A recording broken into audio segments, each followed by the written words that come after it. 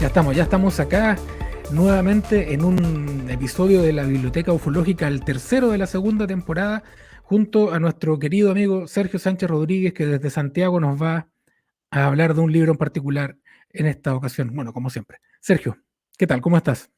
Muy bien, Diego, con muchas ganas de empezar el tercer programa de la segunda temporada. Antes de hablar del libro que hemos escogido para este episodio, vamos a referirnos a esto. ¿Qué es esto? Se preguntará usted. Bueno, este es el más reciente lanzamiento de Coliseo Sentosa. Se trata del libro Encuentros cercanos de todo tipo, el caso Vilas Boas y otras abducciones íntimas del historiador brasileño Claudio Tsuyoshi Suénaga. Es el libro número 22 de Coliseo Sentosa, un texto de casi 400 páginas donde el autor habla, por supuesto, del caso Vilas Boas, que es uno de los casos más famosos de abducción del mundo en el año 57, un campesino que es secuestrado por unos seres ataviados con un traje bastante particular, es subido a un platillo volante donde es forzado a mantener relaciones sexuales con una mujer con unas características muy particulares. Este caso famoso de la ufología brasileña, probablemente uno de los más famosos también de la ufología mundial, es analizado con una meticulosidad asombrosa y además yendo al terreno, que es lo que les gusta a muchos ufólogos. Fue a terreno Suénaga, investigó en terreno, estuvo al lado de la tumba de Vilas Boas, consiguió el certificado de defunción de Vilas Boas, habló con la hermana de Vilas Boas, con el hermano, con el cuñado, con un sobrino, con amigos, con vecinos, con políticos, en fin. Hizo una investigación extraordinaria, parte de ella también con el ufólogo español Pablo Villarrubia, y esa investigación está plasmada aquí, en este libro ilustrado además, tiene las fotografías que tomó, justo ahí no se vio ninguna fotografía, pero tiene las fotografías que tomó Suénaga en sus investigaciones, tiene también fotografías de la infancia de Vilas Boas, de su juventud, reconstruyó su biografía completa. Y aparte de eso tiene otros capítulos sobre otros episodios ufológicos, menciona de pasada al caso Valdés también. Y además cuenta con un capítulo que no está en la versión original en portugués sobre el posible rol de la CIA en esta abducción. Así que este libro, que es el último lanzamiento de Coliseo Sentosa, del que estamos muy orgullosos, con portada ahí de Cristina González, que era la dibujante de La nave de los locos, una artista chilena también muy importante y muy querida en la casa. Así que Sergio, había que presentar este libro y quizá en algún futuro próximo le dediquemos un programa, ¿te parece? Totalmente de acuerdo. ¿Y qué programa? ¿Y qué programa? Dado el Vamos, tema, claro, va a ser para mayores de 18. Nos lo va a banear ahí YouTube. Pero bueno, habiendo presentado el libro de Suénaga, del que vamos a extendernos probablemente en otra oportunidad, vamos a ir de cabeza al libro que nos convoca hoy, que es un libro publicado en España por Ediciones Oblicuas, firmado por Juan José Sánchez Oro, que se llama El Pacto Reptiliano, Sergio, ¿no? efectivamente. ¿De qué se trata este libro de curiosa portada, ¿no? De intrigante portada? Bueno, el autor, Sánchez Oro, es garantía de objetividad. Eso hay que tomarlo en cuenta. Sí. Este autor quizás no es tan conocido en el ámbito hispanoamericano, pero debiera serlo, sobre todo a partir de este libro. Por una parte, porque escribe muy bien, es muy claro en la exposición del tema, dado su carácter de historiador, hace una semblanza detallada de la trayectoria de las ideas y su posición es bastante razonable navegando dentro de aguas turbulentas. No es la postura de un escepticismo que se plantea en estos términos, no es esto. Y porque es muy inconveniente a lo que voy a aludir. Eso de es erigirse en una especie de faro de racionalidad frente a la irracionalidad de los otros. Es decir, aquí vamos a hablar de una serie de ideas disparatadas que sostiene gente loca o un montón de paranoicos, porque ese camino lo único que hace es, sin duda, aumentar la paranoia de los otros. Claro. ¿Cómo me demuestra usted que no está implicado en la conspiración? Lo que hace más bien es mostrar cómo las ideas no están, no aparecen completamente conformadas, para que no nos... En realidad yo diría que el mayor abono de la conspiranoia en sus peores expresiones es este presentismo, esto de creer que las cosas han sido así siempre, y no entender que un montón de ideas tienen una historia que es claramente rastreable y reconocible. Mm. Así que el trabajo de Sánchez Oro yo lo recomiendo a todos los interesados en la cuestión de las conspiraciones y en guiarse tener una referencia fiable, como digo, en un contexto que no permite precisamente eso. Sobre todo en Internet, lo que hará el buscador es confundirse cada vez más, algo que le ofrezcan por ahí alguna salida, que le den el hilo de Ariadna para salir del laberinto de las conspiraciones. Esa es la verdad. Es desesperante la situación del buscador de Internet hoy día. ¿A quién le creo? Déjame precisar una cosa, Sergio. El título del libro es El Pacto, punto, reptilianos y gobiernos, un mito contemporáneo. Sí, Para que quede claro, este libro se publica en el contexto de una colección de ediciones oblicuas dedicada a temas misteriosos. Había un libro sobre las operaciones de la CIA, otro libro sobre el misterio de las urdes, un libro sobre el cine y las maldiciones, en fin. Era una colección con algunos títulos bien interesantes, pero me parece a mí, Sergio, no sé si tú compartirás este juicio, de los que yo he leído de esa colección, este está como un par de pasos más arriba, ¿no? O sea, es un libro que sí, que hay que leerlo. sí, sí, yo creo que de esa colección que tiene títulos muy buenos, este yo creo que es el libro quizá más importante o uno de los dos o tres más importantes. Yo lo recomiendo sobre todo para quien desea orientarse e incluso en mi caso, te voy a confesar algo, yo naturalmente he tenido información sobre el tema del Majestic 12, sobre Paul Benevitz, sobre The Matrix, antes de la película, me refiero Sí. a los textos de Valdemar Valerian y tantas cosas, pero siempre he sobrevolado de una manera inorgánica y superficial, desordenada más bien, debido a mi desafecto por esas cosas. Y este libro me permitió ordenarme. Sí. Yo aprendí mucho con él y sobre todo ordené en el tiempo las cosas. Nos permite a nosotros también, los que no entendemos nada o los que no hemos querido entender nada, nos permite comprender de qué va la cosa, cómo surge el mito, yendo incluso bastante atrás en el tiempo, presentando un relato bastante detallado de cómo se construye esto que él considera un mito contemporáneo. Sánchez Oro escribe en la revista Año Cero, tiene programas de radio, participa mucho en podcast y es una de las figuras nuevas, por decirlo entre comillas, ¿no? Nuevas, digamos, de los últimos 15 años, del periodismo del misterio en España, publica también en El Ojo Crítico. Y es una de esas figuras a las que hay que prestarle atención porque tiene además otro libro, uno de los Oparts con Chris Aubeck, publicado por Luciérnaga, que también es un libro, ese yo lo pongo en un nivel también de extraordinario, un libro extraordinario sobre ese tipo de temas. O sea, estamos ante un autor que si bien coquetea con el misterio, tiene una postura bien ponderada y bien racional frente al asunto. Sí, una mirada eminentemente crítica. Incluso en una ocasión yo en un debate de Facebook o algo así leí una puntualización que hizo Sánchez Oro acerca del tema de la investigación ufológica que lo encontré digno de enmarcarlo, de haberlo Ujú. extractado y haberlo puesto en otro contexto. Tiene muy buen sentido del humor, también es muy divertido cuando comenta situaciones. Y ese sentido del humor, o no sé si el libro califica para divertido, ¿no? Pero sí califica como un libro muy fácil de leer, no solo porque es cortito, ¿no? Tiene 120 páginas o por ahí, sino que además está muy bien escrito.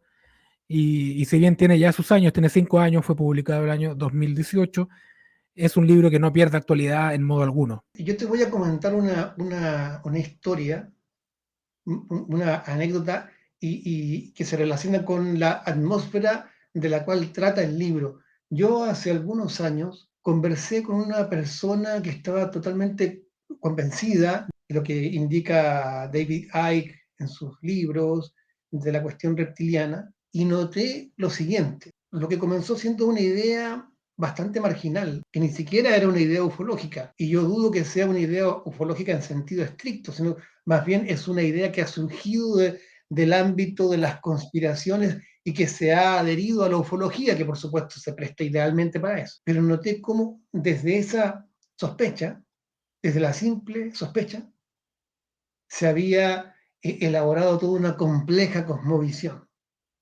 Y los elementos dispersos se habían realmente hipertrofiado al máximo, al punto que todo lo cubrían, todo lo explicaban, y esta persona en particular andaba viendo en cada monumento, en cada mural, reptilianos de la historia de Chile, incluso en ese que está en ese mural grande en la Alameda de Gabriela Mistral, Ujú. ahí también ella veía reptilianos. Entonces yo me preocupé ese día porque dije, esto es algo que se ha pasado por alto y sin embargo es parte de las creencias contemporáneas, ¿no? No es como algo simplemente que haya sido una de las mil y una ideas que surgen de los ambientes de la conspiración, sino que esta tiene muchos elementos que le permiten sobrevivir y que le permitirán sobrevivir con el paso del tiempo. Yo soy de la opinión de que mientras más distópico se torne nuestra realidad, más distópica nuestra realidad, Ujú. más parecida a las previsiones más lúgubres de la ciencia ficción, las teorías de la conspiración van a tener mucho que decir al respecto y yo les auguro un vigoroso futuro.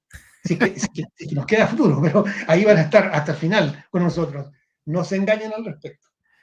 Oye, tan presente está el tema de los reptilianos que, como dices tú, uno tiende a pasar por alto, porque en realidad no es algo de lo que uno conversa habitualmente, pero está ahí. Tan presente está que en algún episodio de mi vida yo intenté formar parte de un grupo ufológico que se llamaba ESIO. Tú lo recordarás, el Equipo Superior de Investigaciones Omnilógicas, que tenía pretensiones cientificistas, pretensiones solamente. Y en ese grupo había una persona que decía que era visitada en las noches por reptiles. ¿Qué hace uno en un escenario como ese? Claro, al final están en todas partes, ¿no? Y tú no te das cuenta. Tú no te das cuenta que la gente que estima que los reptilianos son una raza extraterrestre que está dominando moviendo los hilos del mundo, son más personas de las que uno se imagina. Y a veces basta con que haya un poco de buena onda o un cierto relajo en la conversación para que salgan a flote estas ideas que tan bien aborda Sánchez Oro en su libro El Pacto. Me pregunto si llegaremos a un cuarto programa, una segunda temporada. Bueno, es que también uno podría decir, y podría ser cierto, claro, porque en el fondo podría cualquier idea, en definitiva, confirmarse. El punto, más que la imposibilidad o posibilidad, es, yo diría, la probabilidad de acuerdo a lo que conocemos. Y ahí comienzan los problemas, porque si bien las afirmaciones son tremendas, a mí me pasa con Zecarías Sitchin, las afirmaciones son tremendas. Ujú. Yo sé que esto va a irritar a algunas personas, pero bueno, puede que hay gente que esté recordando a mi madre por criticar a Zecarías Sitchin, pero objetivamente, desde el punto de vista de lo que conocemos de la historia de la arqueología, eh, es, la evidencia es endeble, endeble. Para concluir lo que se dice sobre los Anunnaki, por ejemplo, es Ujú. endeble. Uno ve que en otros contextos de la historia, entre comillas, oficial, de la arqueología oficial, el nivel de evidencia para cierto tipo de desarrollos es significativo. Y cuando es débil, también la crítica es implacable. Mm. Entonces, no pretendo aquí hacer una apología de la arqueología, porque algunos dirán, claro, de eso se trata. Hacen apología de la arqueología porque saben que está llena de baches, sí puede ser, pero los arqueólogos son muy conscientes de los baches. Entonces, la verdad es que se trata más que de posibilidad o imposibilidad de lo factible, lo probable de acuerdo a lo que sabemos. Sergio, a ver si podemos contar un poco qué capítulos tiene el libro y Claro, qué parte de él te pareció a ti más llamativa o te gustó más. mira, el primer capítulo se llama Vinieron del espacio y aterrizaron en nuestra imaginación y comienza con una introducción sobre la idea de los reptilianos, señalando que la palabra reptiliano ha pasado a formar parte de la cultura popular en nuestros días, sobre todo gracias a Internet. Ujú. De hecho, señala también algunos hitos, por ejemplo, el libro del abogado Michael Salla, Exopolítica, implicaciones políticas de la presencia extraterrestre del año 2004, libro en el que distingue precisamente tres tipos de extraterrestres que ejercen dominio sobre la especie humana. Mm. Los Anunnakis, recordemos lo de Zecarías Sitchin, los nórdicos rubios, se refiere no a los habitantes de los países nórdicos, sino que a aquellos seres seráficos que nos remiten al contactismo de los años 50, y los reptilianos. Entonces hay un momento en que, como decía, esta cuestión marginal comienza a cobrar fuerza, pero sobre todo desde el ámbito de la llamada exopolítica o de cuestiones que no son estrictamente ufológicas. Mm. Y por supuesto ya hay una referencia a Alfred Webre, que es uno de los grandes teóricos. Luego muestra, y eso es muy interesante, hay muchas referencias a artículos académicos sobre la cuestión de las conspiraciones. Eso también son muy buenas las notas al pie a Sí, quien quiere investigar y saber un poco más sobre estos temas. Hay una caracterización sobre la manera en que estas creencias, y esta en particular, se elabora, su complejidad, cómo se teje a partir de una red. Por ejemplo, voy a nombrar una de las características. Dice, en ese empeño, en el de relacionar cosas de diversa procedencia, explican mucho con muy poco, para lo cual forzosamente se ven abocados a hacer sencillo lo complicado. Acaban negando la diversidad y complejidad de la realidad. La simplifican, modelan y reducen a conveniencia. Asocian o fusionan hechos independientes sin tener en cuenta tiempos o espacios. De este modo configuran como homogéneos elementos que antes lucían heterogéneos y así pueden correlacionarlos más fácilmente. El resultado refuerza su impresión previa de que todo está conectado. Es decir, se trata en general de ideas que son irrefutables, no porque sean ciertas, sino porque están diseñadas de tal modo que son insolubles dentro del ámbito de la refutación, claro, sobre todo cuando la negación de la idea supone una participación en la gran conjura. exacto. Sí, aquí entramos en un terreno donde la duda o el cuestionamiento no son posibles. Efectivamente. Entonces, yo creo que esta idea es muy interesante, la de reducir la realidad a fórmulas simples. Y aquí nuevamente viene en nuestro auxilio la historia.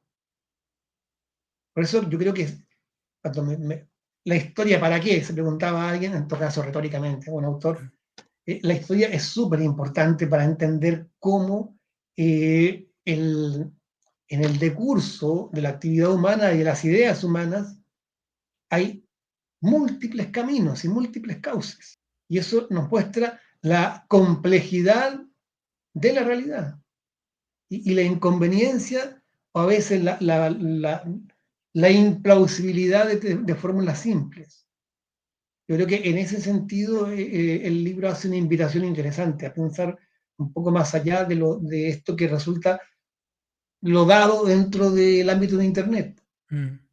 Eh, yo te conté hace un tiempo una experiencia que tuve de meterme en particular en un ámbito de mucha conspiración en torno a, no voy a entrar en el tema porque no quiero que sigan mentando a mi madre, pero es un tema delicado, pero lo que me llamaba la atención era el convencimiento de la gente, no era con ovnis, ni con extraterrestres, era otra cosa, Pero Pero el ¿cómo? ¿Tú haces convencimiento de la otras cosas gente. aparte de hablar de ovnis? Sí, sí, existen otros temas. Sí. Me cu- Y la extraordinaria agresividad contra cualquiera que ni siquiera estuviese poniendo en cuestión, sino que hiciese preguntas. ¿Por qué ustedes sostienen que está todo Hollywood comprometido en esa conjura? Ya estoy dando algunas pistas. ¿Eh? ¿Por qué Sí, sí. ustedes sostienen que Jim Carrey está en el ostracismo en virtud de que quiso denunciar esa conjura? ¿Por qué? ¿En qué se basan? Y ahí venían los recordatorios de mi madre. Entonces, ese es el punto. Yo creo que el propio Sánchez Boro lo dice, no se trata de ser ingenuo. Las conspiraciones han atravesado la historia. Está lleno de conspiraciones. Hay procesos históricos que han tenido que ver directamente con la conspiración. Muchas sociedades secretas tuvieron que ver con revoluciones, con independencia de países, etcétera. Es decir, cenáculos chicos, secretos, sí han jugado un papel.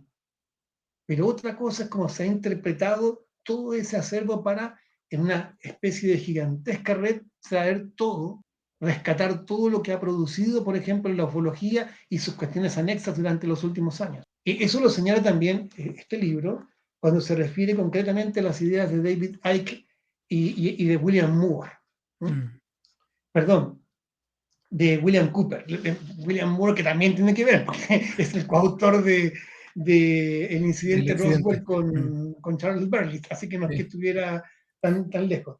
Me refiero a William Bill Cooper y su papel como uno de los principales promotores en aguas cercanas a la ufología o propiamente ufológica de la idea del gobierno mundial, del gran pacto secreto que se remonta a 1954, de este pacto que puso a la humanidad, o una parte de ella, particularmente a los estadounidenses, al gobierno estadounidense, transando con los extraterrestres para obtener tecnología. Oye, me acordé, perdona Sergio, me acordé de otra cosa y ahora sí que ya no llegamos al cuarto programa. Hace, no sé, 25 años, no, ya no me acuerdo, hace mucho tiempo cuando estaba en la universidad, eh, viajé a Valparaíso con un amigo, con dos amigos, a entrevistar a Miguel Serrano. Una entrevista a Miguel Serrano, el escritor chileno, conocido por su filiación nazi, ¿no? Lo fuimos a entrevistar a su casa, pero no me olvido nunca, que quedaba en la subida a Alemania, cerca de la plaza Hindenburg. No podía ser de otra manera, había un pastor alemán en el patio. Bueno, una entrevista muy difícil, muy tensa, que después de una larga hora de conversación con Serrano y con la gente que lo acompañaba, Serrano se relajó y empezó a hablar y en un momento nos habló de la guerra entre Estados Unidos y los extraterrestres y cómo habían pactado para conseguir tecnología y entregar seres humanos a cambio. Una guerra subterránea que perdió Estados Unidos, pero después hubo un pacto, un acuerdo ahí, y habló largamente sobre eso. Me acordé ahora, así como me vino la iluminación. Habló largamente sobre esa guerra extraterrestre, lo que demuestra otra vez que es un tema que va mucho más allá de las fronteras de la ufología, independiente de que Miguel Serrano también escribió un libro vinculado al tema ovni, pero no lo podemos calificar como ufólogo en modo alguno. O Sí. sea, es un tema que trasciende las fronteras de la ufología porque de alguna manera abarca aspectos de la vida que mucha gente considera que están relacionados con ellos mismos sin tener que ver con los ovnis. Es una cosa bien, bien interesante esa. Sí, es que también hay más allá de cuestiones de filiaciones políticas, pero sí hay una idea que es relevante, que está de una u otra forma en la base de una apreciación de lo que ocurre en el mundo actual. Cuando se habla de nuevo orden mundial, hay muchos que saltan de inmediato y dicen, esa es una idea que surgió de la extrema derecha, en fin. Pero a ver, vamos un poco más allá de eso. La idea de nuevo orden mundial de todas formas es poderosa porque inspira a mucha gente a la resistencia, más allá de su filiación a la resistencia. ¿Ante qué? Ante la posibilidad de algún tipo de dominación tecnocrática, idea que no es del todo disparatada. seamos sinceros, se le pone nombre a algo, a la amenaza. Entonces, por eso tiene tanta fuerza y tiene fuerza, yo diría, en todo el espectro político, de izquierda a derecha. Uno va a encontrar gente de lo más variopinta que transmite con la idea de un nuevo orden mundial, con una especie de dictadura tecnocrática establecida por ciertos poderes difíciles de calificar. Así es que no es extraño que gente de la más diversa ubicación en el espectro político diga cosas semejantes. Cumple una función, yo diría, incluso, si me permiten, escatológica, de interpretación de los acontecimientos del fin. La idea del nuevo orden mundial, esa idea incluso que está en esta visión de Daniel en el Antiguo Testamento, el cuarto imperio, el cuarto reino, eso está, algo que se erige como una realidad que domina a todos los seres humanos. El ponerle nombre permite, como digo, establecer algún grado de resistencia. Por ejemplo, es curioso, lo menciona Sánchez Oro. David Icke denuncia a Internet como uno de los inventos más negativos y que permite precisamente concebir esta dominación. Paradójicamente, David Icke debe en gran medida su fama y la difusión de sus ideas a Internet. Entonces, Internet, por ejemplo, tú decías, Miguel Serrano también en algún momento denunciaba Internet como un invento diabólico. Sin embargo, al mismo tiempo, y pese a todo lo que se diga, Internet yo creo que es el espacio más libre, el foro más libre de la historia de la humanidad. Al punto que personas como nosotros tenemos la posibilidad de hablar. Claro, efectivamente. Tener un programa que se difunda en este tipo de cosas, ciertamente, y que uno pueda hablar impunemente durante más de media hora, 45 minutos. Mira, hay otro elemento también. Yo recuerdo un reconocido escéptico, y te lo comenté a ti, Michael Shermer. No voy a entrar a la discusión porque no me interesa meterme, pero a propósito del 11/9, de los acontecimientos del 11 de septiembre de 2001. Quizás fastidiado por las teorías de Internet, Michael Shermer, el reconocido escéptico, dice, todo lo que se aleje de la versión oficial, no son las palabras exactas, pero por ahí andaba, es pseudociencia. Esa es una declaración, yo creo que hasta irresponsable, poco respetuosa de la capacidad que tienen los ciudadanos de cuestionar. No me parece una buena respuesta. Lo que hace es incentivar más la teoría de la conspiración. Sí.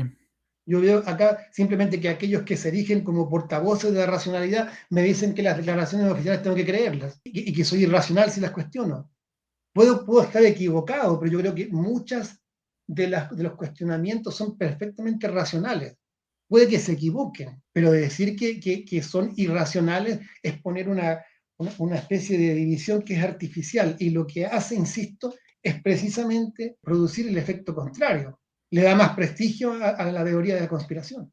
No, y de hecho cuando hay libros, porque he visto también libros en ese tono, donde incluso se trata de tontos o de imbéciles a los lectores que no están de acuerdo con las ideas del autor, lo único que consigue es que el lector no siga leyendo el libro. O sea, ¿a quién quiero convencer con ese tipo de argumentación? No me parece la manera de convencer.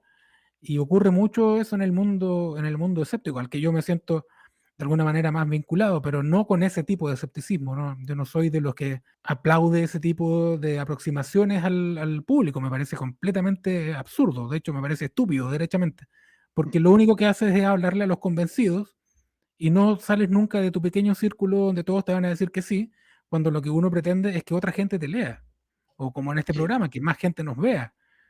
Porque si nosotros aquí solo comentáramos los libros que a nosotros nos gustan, o que nosotros creemos que son los libros que la gente tiene que leer, este programa lo vería incluso menos gente probablemente. Hay que abrirse un poco más y yo creo que claro, si tú lo que haces es atacar la conspiración o la teoría de la conspiración o la teoría de los reptilianos en una aproximación agresiva, lo que consigues es que el público se te aleje más. Y por eso es tan importante lo que hace Sánchez Oro, porque su aproximación no es ni agresiva, ni violenta, ni arrasadora, es una aproximación incluso académica desde cierto punto de vista. Y eso lo hace mucho más amable con el lector, una aproximación académica, digo, en el sentido de que no es violenta. Histórica también. E histórica, claro. Sí, eso Partiendo del es hecho de que el mismo autor es un historiador, o sea, eso facilita a él, le facilita a Sánchez Oro esta aproximación y facilita al mismo tiempo al lector acercarse al libro. Y eso yo creo que es un elemento central del libro del pacto, que es amable con el lector. Es lo que pasa con los estudios sobre religiones ufológicas que han estado tan en boca en el ámbito anglosajón en los últimos 25 años. Y lo que hacen es ofrecer muchos elementos para comprender las religiones UFO desde una perspectiva histórica y sobre todo en relación con otras ideas, con las ideas esotéricas, con las ideas espirituales, y sin levantar un dedo acusador o de denuncia. Simplemente permiten que el lector ubique Exacto, esas expresiones dentro de un marco más amplio. ¿Qué sí. es lo que hace acá Sánchez Oro? Por ejemplo, hay una parte que me gustó mucho, donde cita el trabajo de David Robertson, que es un sociólogo de las religiones, especialista en nuevos movimientos religiosos y en creencias alternativas. Ujú, Entonces, señala que, según Robertson, el auge de las teorías de la conspiración a lo David Icke y los reptilianos tiene relación, entre otras cosas, por supuesto, pero uno de los aspectos importantes es el declive de ciertas esperanzas y certidumbres que existían en la nueva era.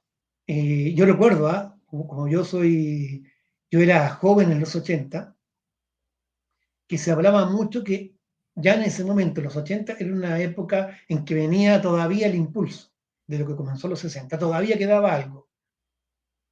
Iba a ser una época de grandes cambios y sobre todo donde se iban a sentar las bases del surgimiento de una nueva humanidad. O sea, la conspiración de Acuario de la cual hablaba Marilyn Ferguson se iba a materializar en ese momento.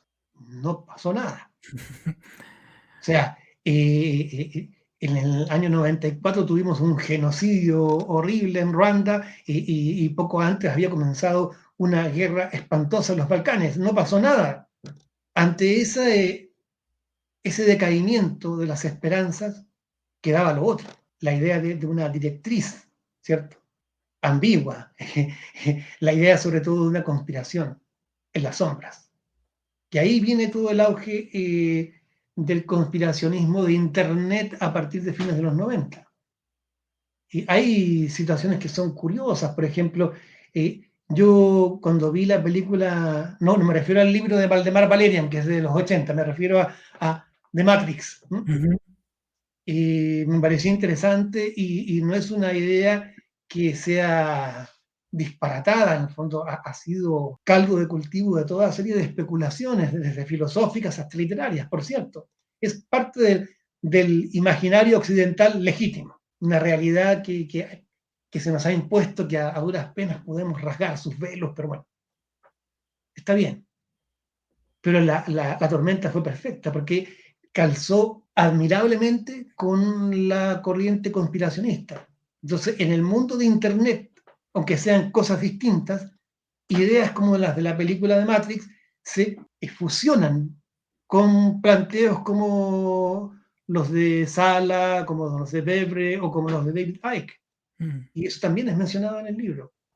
Claro, los 80 era como suponía que en algún momento iba a cristalizar algo del acervo. Incluso uno notaba en ciertas publicaciones en boga, y el nuevaerismo decae en los 90 sin duda. Eh, hay una cosa que no puedo dejar de mencionar.